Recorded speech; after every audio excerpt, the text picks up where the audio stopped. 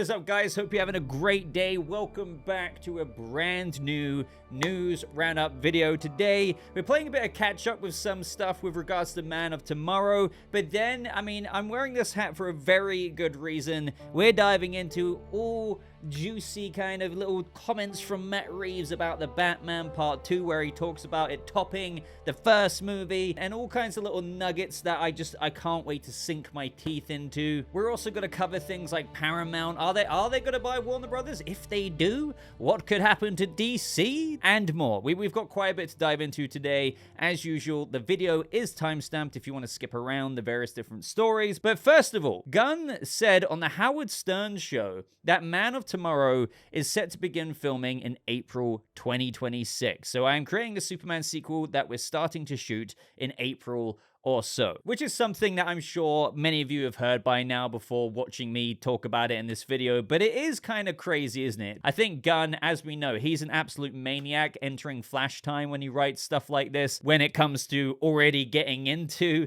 the somewhat follow-up to Superman. But it doesn't end there, guys, because we also heard from James Gunn some similar comments about the whole villain thing, but it's interesting to see how he words it when we have Howard Stern say, who is going to be the next villain? So the full quote from Gunn is, "We released the fact that we're coming out with Man of Tomorrow. It's going to be out in 2 years in theaters on July 9th, 2027, which is relatively a short time between sequels because we knew immediately where we were going. And it is a story about Lex Luthor and Superman having to work together to a certain degree against a much bigger threat. And it's more complicated than that. It's as much a Lex movie as it is a Superman movie." I find it interesting the way he words it here. I think it could go along the speculation that a lot of us are getting into, which again, I'm going to be getting into even more in my DCU discussion series video that's releasing very, very soon. But he does say it's a story about Lex Luthor and Superman having to work together, right? Okay,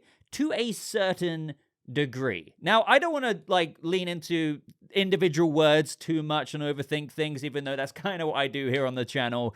But when he says they're working together to a certain degree, I think that does leave in the ambiguity of, okay, but don't forget, this is still Lex Luthor and Superman. They're not exactly best buds, and I don't think they will be in this movie. I would love to hear your expanded thoughts on this, but it does make me think, okay, to a certain degree. Okay, so does that mean they're going to fight initially, start off on the wrong foot, and Lex in his war suit will go up against Superman, and we'll actually see them clash? There's no way Gunn makes Man of Tomorrow without them clashing at some point. Maybe it doesn't start off that way. Maybe they work together to a certain degree, and then at some point, Luthor being Luthor, clashes with Superman. But the much bigger threat is also another question. Is it really Brainiac, or is it something else entirely? Now, in other James Gunn comments recently that tease stuff that is bigger yet still very ambiguous, he said as follows: "I was just meeting with the writer and director of a forthcoming secret DCU project that we're doing,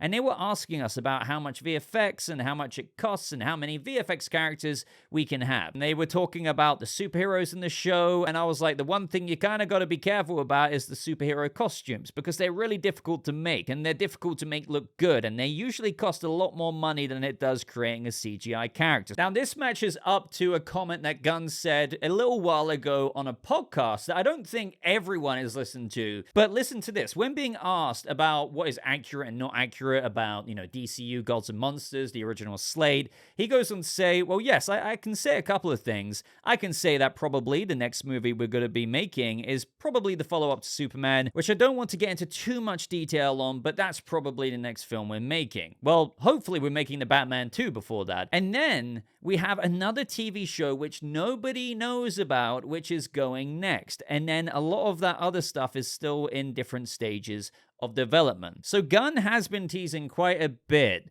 that there is a TV show that nobody knows about. So what is it? I've heard people say, could this be a Justice Gang kind of show? Could it finally be that what we've been speculating about for a long time, inspired by the Justice League International kind of thing? That's not me saying, it's literally a Justice League International show. But given that we've had Maxwell Lord, we've got Maxwell Lord in the DCU, we've got Guy Gardner, Hawkgirl, we've got Sholomar Duania's Blue Beetle entering the DCU at some point officially, right? It's not beyond the realms of imagination to think, okay, maybe they could bring in Martian Manhunter. We know we're getting Booster Gold. So this show, at some point, could incorporate a lot more characters together to kind of get some kind of, let's just say, 8 to 10 episode thing in where a group of superheroes have to deal with a threat. Kind of think like Peacemaker, where they were dealing with the butterfly invasion, but imagine it's not hardcore Economos and whatnot, but actually we're dealing with a plot that involves Hawkgirl, Isabella Merced's Hawkgirl, Guy Gardner, Martian Manhunter. They bring in, I don't know, let's just say Booster, all of these characters where it could really be fleshed out in a much more kind of superhero-oriented team way. And the group of characters that Gunn's already introduced are the Justice Gang. They are hiring. We've got Metamorpho as of the end of Superman. We've got an interview in Peacemaker Season 2 for even more heroes. Do you not think that the natural path seems to be expanding that group at some point in time, and Gunn might want to do an 8-episode to 10-episode plot and where that expands even more? Now, in addition to this, we had Frank Grillo talk to Phase Hero, and he confirmed that he will be in another show after, Peacemaker Season 2.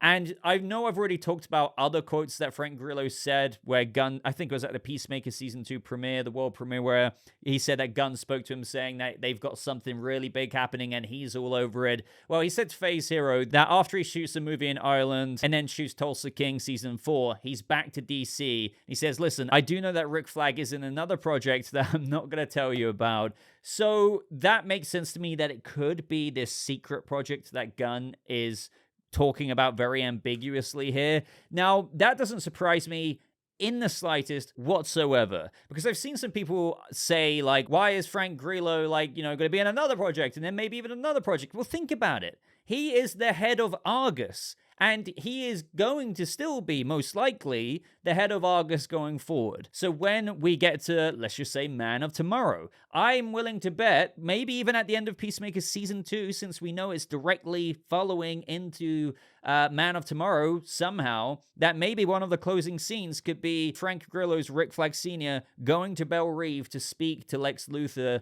and maybe even Superman could accompany him. That'd be pretty crazy, right? I mean, they were filming around the same time, so this could be the Superman cameo that some of us are speculating about. And they approach Luthor and say something like, look, we need your help. And the final shot could be a little slight smile on Luthor's face, because he would love that they need him while he's in prison. Now, I don't know that for sure, but I guess what I'm trying to point out to everyone is that the head of Argus being a consistent thing is a very organic thing, I think, to continue in the DCU. So up next, guys, The Batman Part 2. This is the most significant nuggets of stuff that we've had in a long time, because obviously with Matt Reeves attending the Emmys, massive congratulations to the Penguin, and obviously Kristen Milioti, who played Sophia Falcone, for winning an Emmy, so incredibly deserved. We also had a lot of people trying to get some comments from Matt Reeves, so I'm going to go through a few of the most significant ones here. So he said, first of all,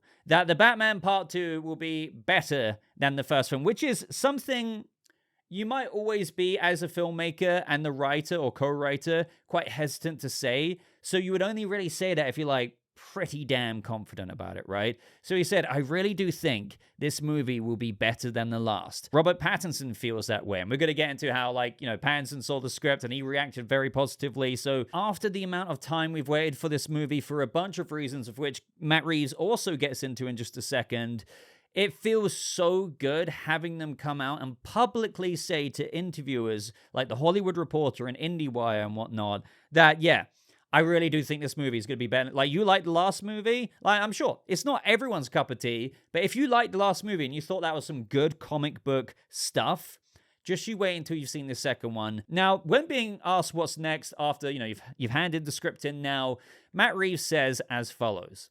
We're staffing up. We're starting to get our crew back together. We're getting ready. We're basically entering prep. We'll be making the movie in the spring. So super excited. It's been like a journey that has taken longer than I would have wanted for a lot of reasons, a lot of personal reasons. But the most important reason is getting it to a place where I just felt like it was the best script we could possibly write. And I'm super excited about what Mattson and I did, and Dylan and I getting back together and doing something that we're super excited about. I started sharing it with the cast. I gave the script to Rob. He was super excited. And it's that crazy feeling because there's been this period of time where like, okay, I've been working really hard and kind of quiet with Mattson. Now suddenly it's like, okay, now this is what we're doing. And to see the response so far has been super exciting because we're really passionate about it.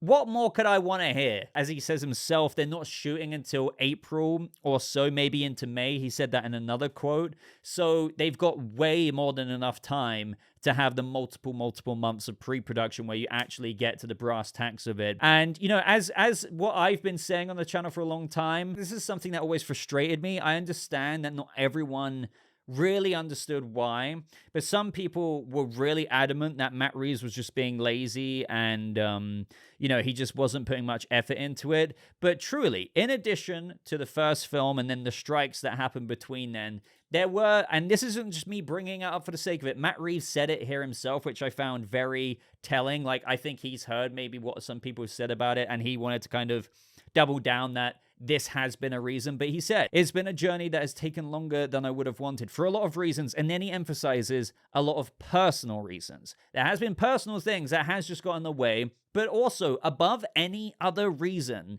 as per Matt Reeves that he has self-described, he is a very meticulous writer, and the most important reason is getting it to a place where he just felt like it was the best script that they could possibly write. So I feel absolutely like that they've justified why it has been this many years in between the first movie and the second movie. There's a lot of understandable reasons, but also they don't want to make a movie, a direct sequel to The Batman, unless, you know, not only, okay, yeah, we have the strikes, we have these personal reasons that Matt Reeves was dealing with, but why should that mean we're going to expedite it because, oh God, we've taken this? No, we're still going to take our time to make this a sick script, and if anything, better than the first movie. I don't need to hear anymore. So the next bit, oh God, like talking about being excited. And this makes sense with what I've already said, like, you know, it's going to be better than the last one. He says, it's been a long journey. I'm so incredibly excited. I'm really proud of the script Mattson, Tomlin, and I did. Robert Pattinson is super excited. I feel really excited about the idea that we feel that we're going to reach farther and do even more than we did in the first one. Now, to not repeat myself too much, again, Matt Reeves just kind of oozing quite a bit. I mean, I think you just would feel confident after all the time you've spent on it. So I think that goes back to even what he was saying with cinematography. They're going to really try and stretch the bounds there compared to what they did in the first movie. But I think obviously he means with the story, how this pushes Bruce Wayne and Batman. This harkens back to comments that Matt Reeves made, I think, in September last year, so like a year ago now. And I would say that these quotes were the most substantial up until today, where he said, and I'll remind you of here, there are details that actually connect right into the way the next movie begins, and the way that Oz enters that world as we hand the baton back to Batman. And Batman is on another case. The Batman Part 2 is going to dig into the epic story about deeper corruption, and it goes into places that he couldn't anticipate in the first one. The seeds of where this goes are all in the first movie, and it expands in a way that will show you aspects of the character you never got to see. Batman is constantly battling these forces, but those forces can't be entirely exorcised, so the next movie delves deeper into that. So again, on that front, they're going to push it even farther. That and that just opens up, okay, but who is it going to really be about? We really did corruption in the first movie. The only deeper corruption comic book wise that I think you could expose beneath the corruption that was present in the first movie is the Court of Owls, but I would be really intrigued to see if he subverted our expectations and it wasn't the court and it was something else. And I've gone into theories about this in my Batman discussion series. I don't want to get too excited because we haven't even had a casting yet. But come on. We've also got Matt Reeves talking about the importance of protecting the plot of The Batman Part 2, because as you may have heard, it's been delivered in these kind of pouches with locks on it. So Matt Reeves said, no, I mean, obviously because of what the first movie was and what this movie is, which is so much a detective story, the idea of trying to protect the secrets of the movie is super important because it's a mystery. I mean, it's all a part of that. So, that would be an extra level of heartbreak if that part of it started getting out. But yeah, it's, the kind of movies always, you kind of want to keep the surprise. So the fans of the genre and these movies can have the fun experience that I always loved going to the movies, which was to go and be surprised. And I completely understand that. I mean, obviously the second movie, this is an epic crime saga. You've got a very detective-driven Batman. I love just knowing that part 2 is going to be just as much of a mystery as part 1, if not more so, as whatever Bruce is looking into here, whatever Batman is looking into. He doesn't know for a lot of the movie probably until some revelation is made. But that is not, Mr. Reeves, going to stop me from theory crafting. The intrigue behind mystery is really, really compelling for audiences out there. So just know that the Batman discussion series, season God knows what, because this has been going since like 2019, will be back in full swing very, very, very soon. Now, diving into what Robert Pattinson's reaction was, Matt Reeves said, he's Batman, so if he doesn't like it, not good. So I was super excited because I thought that he really would like it, because the things that it does for his character, for Batman and for Bruce Wayne, has never been done before in this way. And I had a feeling he would respond in this way. The fact that he did was incredibly encouraging. Now, I am so fascinated. Like, obviously, that's quite a general statement there, but I would say during the press tour of The Batman, Robert Pattinson was quite transparent with all the giddy things that he would love to see. And that included a Robin, by the way, but also some fantastical villains. Now, I do want to stress, I think people take that too much and inject it into what we could see in the sequel. That is just the actor, the main star, Robert Pattinson, saying what he'd love. It doesn't really in any way reflect what we're going to see, but it's kind of saying like he knows Pattinson would really like, and what do we know what Pattinson really likes? I know people are going to start looking into, well, he really wanted to see how a Robin could be done in this way. I don't think that guarantees we're going to get Dick Grayson Robin in Matt Reeves' lens, by the way. I've always felt like, I don't know. I'm actually more doubtful that Matt Reeves would do that, but if he did, don't get me twisted here, I would be obsessed to see how Matt Reeves would do that in his lens. But there's also just other factors entirely. It could be about how he knows Robert Pattinson really likes a certain villain or two and he would like to see that. So you could, again, I'm not saying this is it, but here's a hypothetical for you. Let's just say Matt Reeves really knows that Robert Pattinson would love someone like Mr. Freeze. That's a fantastical villain. So here, when he says he knows that he would be really excited by it and he was hoping he would be, and he was after he read the script. And in addition, because this has never been done before in this way, well, as I've always said, I think Matt Reeves could do someone like Victor Freeze, Mr. Freeze, but unwind the fantastical as he's always said, because his epic crime saga does not lean into the fantastical in the ways that the comics does. And I know not everyone loves that, because then, you get a lot of people saying, well, that character is no longer that character if you take away the fantastical elements. I kind of respectfully disagree with that. And I think Matt Reeves would love the challenge of doing a villain like that. And my answer for that as well is that, don't worry, we've got a DCU fantastical Batman for embracing those fantastical qualities of Ivy and Freeze one day, unless you're a murderer bro and you kind of think this is all the same thing. But yeah, I don't know which one it is. Like, obviously, I'm really just kind of reading into a whole bunch of what could be anything, but it is interesting to consider when you take into account everything we know, everything that Matt Reeves has said, what Pattinson said, and what we just could be getting in part 2.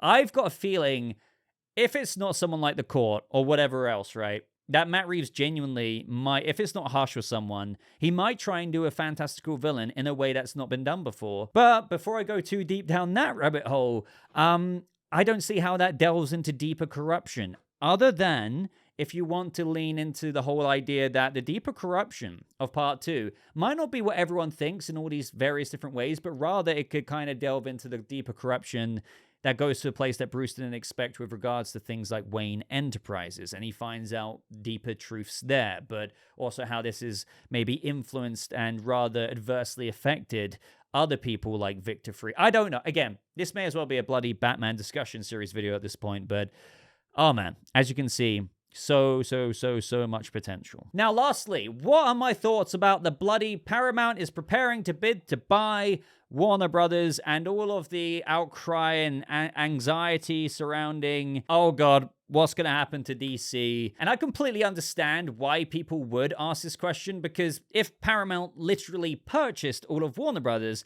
they could technically do whatever they wanted to do. They would have purchased it. But the thing is, specifically with DC and now DC Studios, the DC brand as a whole has just been through a beating. When we look at the DCEU from the beginning of the Snyderverse right up until the very end, where movies were struggling to barely break past $400 million in the worldwide box office, worldwide, by the way, again, I need to emphasize that, we then got DC Studios and the DCU. Now, granted, we're not too far into it, but with the launch of Superman being reasonably successful, surpassing, even the competition's Fantastic Four, and putting, ultimately, no matter what way you view it, a good foot forward with the new phase of DC, don't forget that they also want to do right by Warner Brothers IP, because simply doing right by it is ultimately doing right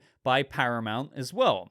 WB and all their franchises will be theirs, and so they would want things to be at a place of where they could still make the most money and have a lucrative longevity to the franchises that they've just absorbed. So tell me, how does Paramount all of a sudden, after buying WB, hypothetically if that happened, think to themselves, oh yeah, DCEU was rebooted after losing a lot of goodwill from the general audiences. Like, I know there's diehard fans, but let's just observe the general audience.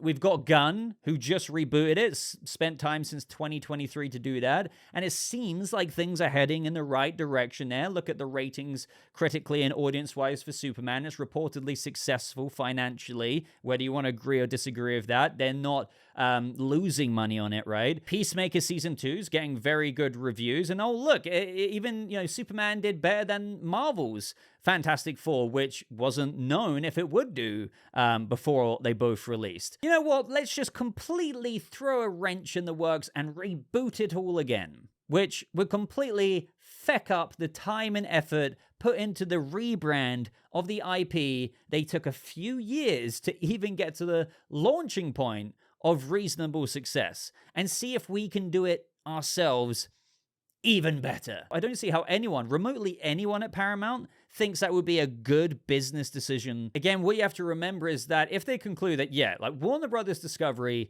under David Zaslav, especially recently, has paved a road where DC looks like it could be reasonably lucrative in the long term compared to the failing latter days of the DCEU. And the person who literally orchestrated that was, guess what? James Gunn, well, also Peter Safran. So the logic once again here is, if anyone has a brain at Paramount, all while the DCU is in its early days, for the time being and how the DCU has been cooking since 2023, if it ain't broke, this is the most important thing. If it ain't broke yet, don't fix it. Don't plant a tree that's just begun to grow when it comes to DC with its first leaves blossoming to then just completely pull it up by its roots for you to have desires to plant a different tree that's going to be most likely growing in worse soil. And my analogy there is just simply, imagine if Paramount did do that. The audience would be given such a headache, such whiplash. The DC brand tarnished even more after overall what it's been through the past 10 years, that it would borderline be headache-inducing to understand why they would add more inflammation to that. So I think they'll take all of this into account, even if David Ellison considers the option of, again, but hey, well, what if our idea could be better? I know Gunn's new relaunch is fairly fresh, but man, I have ambitions, and I think we could do better. I still think they would ignore that impulse that they have, because it just wouldn't be a good look for the brand of DC if they were to toss aside something that has already been received well to the public and to the critics. Business-wise, I think they would look at it. desire or no desire to do it their own way and conclude that, yeah, keeping things as is most likely the best course of action for now. Now, again, further down the line, if DCU, James Gunn, Peter Safran aren't giving them the results they want, then yeah, they might change things. But obviously, that would happen under David Zaslav as well. So ramble over there. That's the way I see it. Let me know your responses. But I've been rambling way too long as it is, so let me know your thoughts on everything we had to discuss today, ladies and gentlemen. If you've made it to this part of the video, we'd greatly appreciate a like. We'd greatly appreciate you hitting that hype button if you have it available. But until next time, guys, I just really appreciate you watching these videos. Thank you so much for supporting the channel. I hope you have a lovely rest of your day, and I'll see everyone in the next video. Goodbye.